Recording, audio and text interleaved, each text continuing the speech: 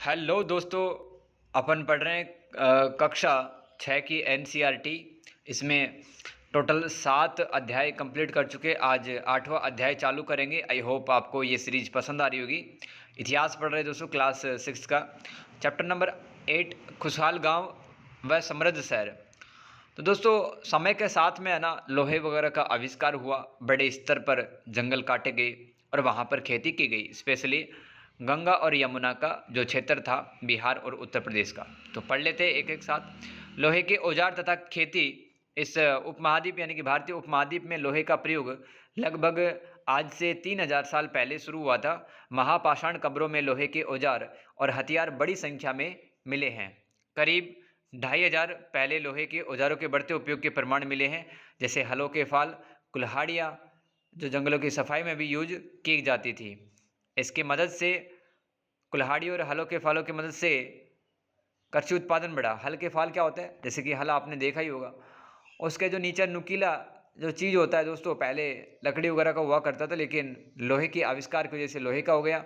अतः अब गहराई से ज़मीन पर काम किया जा सकता था और बड़े स्तर पर खेती की गई। कृषि उत्पादन बढ़ाने के लिए उठाए गए अन्य कदम, जैसे कि नए औजारों का उपयोग किया गया, रोपाई की गई, सिंचाई के लिए नहरें, कुएं, तालाब, कृत्रिम जलाशयों का निर्माण किया गया।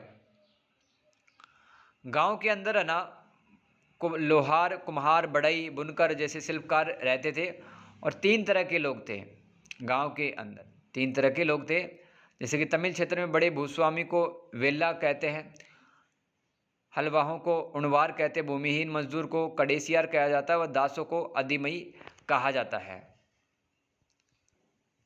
देश के उत्तरी हिस्से में गांव के प्रधान व्यक्ति को ग्राम भोजक कहते हैं। ठीक है, ग्राम भोजक करते हैं। और ये बड़े भूस्वामी थे, दास से इनकी ज़मीन पे काम करते थे और स्वतंत्र कृषक भी हुआ करते थे। वो गृहपति कहलाते थे, प्लस उनके यहाँ पे दास काम किया करते थे। दास अथवा कर्मकार, जिसके पास में अपनी ज़मीन नहीं होती थी, वो काम करता था गृहपति के यहाँ पर। तो आप देखें कि भारत में अनेक प्रकार के यहाँ पे गांव में लोग रह रहे हैं। ठीक है, बड़े भूस्वामी हैं, कोई भूमिहीन मजदूर है, कोई दास है, तो उनके नाम आपको याद रखने हैं। ठीक है, ये गांव में 3 तरह के लोग रहते हैं, इसको काट दो आप। इसकी जगह ये याद करो कि तमिल क्षेत्र में बड़े भूस्वामी को वेल्ला कहते हैं, हलवाहों को उणवार कहते हैं, भूमिहीन मजदूरों को कडेसियर कहते हैं, दास को अधिमई कहते हैं। आगे याद करो, ग्राम भोजकों का पद आनुवांशिक था। इस पद पर गांव का सबसे बड़ा भूस्वामी होता था। प्राचीनतम तमिल रचनाएं देखो, 300 ईसा पूर्व से लेकर 300 ईसा पश्चात के बीच में तमिल क्षेत्र में कवियों का सम्मेलन होता था, उसके अंदर कविताएं वगैरह लिखी जाती थी। तो संगम काल में लिखी गई वो सब कविताएं, और संगम काल के साहित्य को संगम साहित्य कहते हैं। संगम का मतलब होता है कवियों का मिलन। संगम इसलिए कहा जाता था क्योंकि मदुरै के कवियों के सम्मेलन में इनका संकलन किया जाता था। इनकी रचनाएं 2300 वर्ष पूर्व की गई। पहला संगम मदुरै में हुआ, दूसरा कपाडपुरम में, तीसरा मदुरै में। और ये जो सम्मेलन हुआ करते थे तमिलनाडु वगैरह क्षेत्र में, इनको राजा सपोर्ट करते थे, जैसे कि पांड्य राजाओं ने काफ़ी ज़्यादा सपोर्ट किया है। संगम साहित्य 300 ईसा पूर्व से लेकर 300 ईसा पश्चात में लिखा गया। जातक कथाओं का मतलब समझ लेते हैं। बुद्ध के पूर्व जन्म संबंधी कथाएं, उनको जातक कथाएं कहते हैं। बौद्ध धर्म से जुड़ी हुई हैं ये कहानियां, बुद्ध के जीवन की घटनाओं का चित्रण करती हैं, आम लोगों में प्रचलित थी। इनका संकलन बौद्ध भिक्षुओं ने किया है। शहरों को गाँवों को जंगलों के जीवन से जुड़ी घटनाओं को मूर्तिकार कलात्मक ढंग से उकेरते थे, जैसे कि सांची की मूर्तिकला। सांची की मूर्तिकला आप देख सकते हैं गाइज, बहुत ही बेहतरीन एक नक्काशी का ये उदाहरण यहाँ पे दिख रहा है कि मतलब पहले इतने औजार वगैरह, टूल्स वगैरह नहीं थे, फिर भी कितनी बारीकी से नक्काशी की गई है, बहुत ही ज़्यादा ब्यूटीफुल लग रही है। सांची की मूर्तिकला जो कि मध्य प्रदेश में स्थित है ना। इन मूर्तियों को वहाँ सजाया जाता था जहाँ पर लोग आते थे, जैसे कि खंबे में जो खंबा होता उस पर उकेर दी मूर्ति, ठीक है, और इमारतों की रेलिंग में उकेर दी। वलयकूप क्या होता है? वलयकूप नाली अथवा कूड़ेदान के लिए प्रयुक्त होते थे। ये लोगों के घरों में होते थे।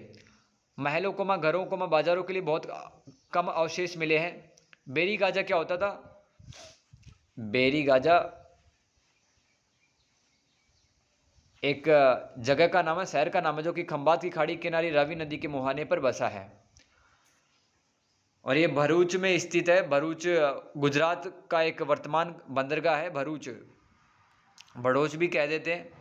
तो बेरी गाजा एक शहर है जो कि खंभात की खाड़ी किनारे बसा है। बेरी गाजा में आयात की जाने वाली वस्तुएं कौन सी थी? शराब, तांबा, टीन, सीसा, मूंगा, पुखराज, ये कीमती पत्थर होते हैं, मूंगा और पुखराज, कपड़े, सोने व चांदी के सिक्के आदि। बेरी गाजा से निर्यात की जाने वाली वस्तुएं हिमालय की जड़ी बूटियां, हाथी दांत, गोमेद, ये भी पत्थर है, कार्नेलियन, ये भी कीमती पत्थर, सूती कपड़ा, रेशम, इत्र, इन्हें की परफ्यूम वगैरह। आहत सिक्कों के बारे में पढ़ लेते हैं। सबसे पुराने सिक्के आहत सिक्के ही कहलाए। आयताकार होते थे, वर्गाकार, गोल भी हो सकते थे, धातु की चादर काट के बनाए जाते थे, इन पर कुछ छिन्न ठप्पे से बनाए जाते थे, इसलिए इनको आहत सिक्के कहते हैं अपन। देखो आहत सिक्के कुछ इस तरह से होते हैं, मतलब ठप्पे मार करके बनाए जाते हैं। कुछ की संरचना मुझे वर्गाकार दिख रही है, कुछ की संरचना वर्ताकार दिख रही है। ये आहत सिक्के, ये करीब 500 साल चले। चांदी के सिक्कों पर विभिन्न आकृतियों को आहत कर बनाए जाने के कारण इन्हें आहत सिक्का कहा जाता था। मथुरा पढ़ लेते हैं, जो कि जिसमें अनेक गतिविधियां चल रही थी। मथुरा उत्तर प्रदेश में स्थित एक नगर है, 2500 साल से भी ज़्यादा यहाँ पर ज़्यादा समय से एक महत्वपूर्ण नगर रहा है। यातायात व व्यापार के दो मुख्य रास्तों पर स्थित है, क्योंकि उत्तर पश्चिम पूर्व की ओर जाने वाले रास्ते पर स्थित है और उत्तर और दक्षिण की ओर जाने वाले रास्ते पर भी स्थित था। इसमें अनेक मंदिर थे। यह एक धार्मिक केंद्र था। मथुरा बेहतरीन मूर्तियों के अंदर था। लगभग 2000 साल पहले कुषाणों की दूसरी राजधानी भी मथुरा बनी थी। कृष्ण भक्ति का महत्वपूर्ण केंद्र था। मथुरा में प्रस्तर खंडों यानी कि पत्थर के खंडों व मृत्यु पर अनेक अभिलेख मिले हैं। ये मठों को मंदिरों को दिए जाने वाले दान का उल्लेख भी करते हैं। सुनारों, लोहारों, बुनकरों, माला इत्र बनाने वालों का भी उल्लेख करते हैं। ये शिलालेख अभिलेख। मथुरा गाइज, यहाँ पे अनेक सारे मंदिर और कृष्ण भक्ति का एक बहुत बड़ा केंद्र मथुरा रहा हुआ है और ये 2500 साल से भी ज़्यादा शहर यह अपनी इम्पोर्टेंस आज भी बनाए रख रहा है। शिल्प तथा शिल्पकार के बारे में पढ़ लेते हैं। पूरा स्थल से शिल्पों के नमूने मिले हैं, जैसे मिट्टी के बहुत पतले और सुंदर बर्तन मिले, जिसे उत्तरी काले चमकीले पात्र कहा जाता है, क्योंकि ये मैक्सिमम महाद्वीप के उत्तरी भाग में मिले हैं। अन्य शिल्प यानी कि और कौन कौन से काम होते थे विभिन्न ग्रंथों में जो मिले, जैसे कि कपड़ों का उत्पादन होता था। उत्तर भारत में बात करें तो वाराणसी और दक्षिण भारत में मदुरई में कपड़ों का उत्पादन सबसे ज़्यादा होता था। यह उत्तरी काले चमकीले पात्र क्या है? यानी कि NBPW, northern black polished where मतलब बर्तन। तो कठोर चाक निर्मित धातु की सतह कि धातु की तरह दिखने वाले चमकदार काली सतह वाले पात्र होते हैं। ये बर्तन मुख्यतः काले रंग के थे। इसका निर्माण मिट्टी के बर्तनों को भट्टों पर उच्च तापमान पर रखकर किया जाता था। अंततः बर्तनों की बाहरी सतह काली हो जाती थी। पतली काली लेप इन पर एक पतली काली लेप भी लगाई जाती थी, जो बर्तनों को शीशे जैसी चमक प्रदान करता था। यह है दोस्तों northern black polish ware NBPW, जिनका निर्माण 700 से लेकर 200 ईसा पूर्व के बीच में किया गया। और जैसे कि मथुरा के अंदर ये रखा हुआ है ना, NBPW। कौशाम्बी राजघाट से भी ये मिला है।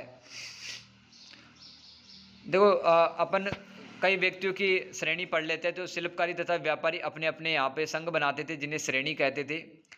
जैसे कि शिल्पकारों की श्रेणियाँ और व्यापारियों की श्रेणियाँ। शिल्पकार की श्रेणियाँ में जो लोग होते थे वो कच्चा माल उपलब्ध करवाते थे, लोगों को प्रशिक्षण देते थे किसी काम का सिखाने का, और तैयार जो माल है उसका वितरण करते थे। व्यापारियों की श्रेणी में जो व्यापारी काम करता है वो व्यापार का संचालन करता था। श्रेणियां बैंकों के रूप में भी काम करती थी, यानी कि किसी भी शिल्पकार को अगर पैसों की जरूरत है तो कोई दूसरा शिल्पकार पैसे दे सकता था कुछ समय के लिए, जहाँ लोग पैसा भी जमा करते थे इन श्रेणियों में। तो श्रेणी क्या एक संघ है, ठीक है, और इस संघ में पैसे भी जमा करते थे लोग। तो धन का निवेश लाभ के लिए भी किया जाता था। लाभ का कुछ हिस्सा जमा करने वाले को लौटा दिया जाता था तथा या मठ आदि धार्मिक स्थानों को दिया जाता था। अरिकामेडु ये पुडुचेरी में स्थित है। प्राचीन बंदरगाह अरिकामेडु, यहाँ दूर दूर से आए जहाज से सामान उतारा जाता था। ईंटों से बना एक ढांचा भी मिला है। यहाँ भूमध्य सागर क्षेत्र के एम्फोरा जैसे पात्र भी मिले हैं। एम्फोरा पात्र क्या होते हैं? पकड़ने के लिए दोनों तरफ हत्थे लगे होते थे। शराब, तेल, तरल पदार्थ इसमें रखे जाते थे। एरेटाइन जैसे मोहर लगे लाल चमकदार बर्तन भी मिले हैं। इटली के शहर के नाम पर एरेटाइन पात्र के नाम से जाना जाता है। एरेटाइन इटली के शहर के नाम पर पड़ा है इस बर्तन का नाम। मोहर लगे सांचे पर गीली चिकनी मिट्टी को दबाकर बनाया जाता था एरेटाइन। तो एरेटाइन और एम्फोरा ये बर्तन है गाइज, ये बर्तन है।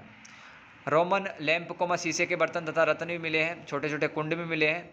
कहाँ पर? अरिका मेडू में और पुडुचेरी में स्थित है ये, ठीक है। तो छोटे छोटे कुंड भी मिले हैं। कपड़ों की रंगाई के पात्र ये रहे होंगे। कपड़ों को रंगने के लिए कुंडों की आवश्यकता होती है, वहाँ अरिका मेडू मिले हैं। शीशे अर्ध बहुमूल्य पत्थरों से मनके बनाने का साक्ष्य मिला है। अब रिक्त स्थान बढ़ते हैं दोस्तों। तमिल के बड़े भूस्वामी को क्या कहते हैं? अभी बताया है, वेलला। वेलला कहते हैं बड़े भूस्वामी को। ग्राम भोजकों की जमीन पर प्रायः है खालिस्तान द्वारा खेती की जाती थी। तो दास व मजदूर ग्राम भोजकों की जमीन पर खेती करते थे। तमिल में हलवाही को रिक्त स्थान कहते हैं।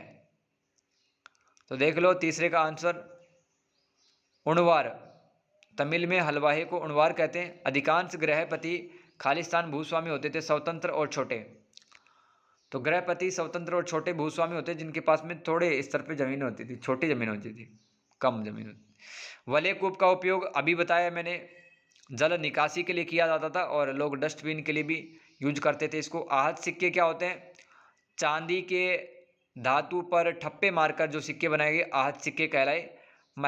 मथुरा महत्वपूर्ण क्यों है? क्योंकि ये धार्मिक केंद्र है, कृष्ण भक्ति का एक महत्वपूर्ण केंद्र रहा है। श्रेणी किसे कहते हैं? शिल्पकारों का जो संघ था उसको श्रेणी कहते हैं, या व्यापारियों का संघ है उसे श्रेणी कहते हैं। तो दोस्तों इस तरह से ये चैप्टर नंबर 8 भी हमने पढ़ लिया। खुशहाल और समृद्ध शहर, इसमें भारत के शहरों के बारे में बताया गया थोड़ा, ठीक है। ये गांव में 3 तरह के लोग रहते हैं, इसको बस काट देना। बस ये याद करो कि गांव में तो हर तरह के लोग रहते थे, लुहार, कुम्हार, बढ़ई, बुनकर, ये सब। और तमिल क्षेत्र में कौन लोग रहते थे? देश के उत्तरी हिस्से में कौन व्यक्ति होते थे? ठीक है। और कुछ किसान गृहपति भी कहलाए हैं, जैसे स्वतंत्र कृषक और गृहपति जिसके पास में कम जमीन होती थी, या इनके यहाँ पे दास अथवा कर्मकार काम किया करते थे। ऐसे ही देश के उत्तरी हिस्से में गांव का प्रधान व्यक्ति ग्राम भोजक कहलाता था।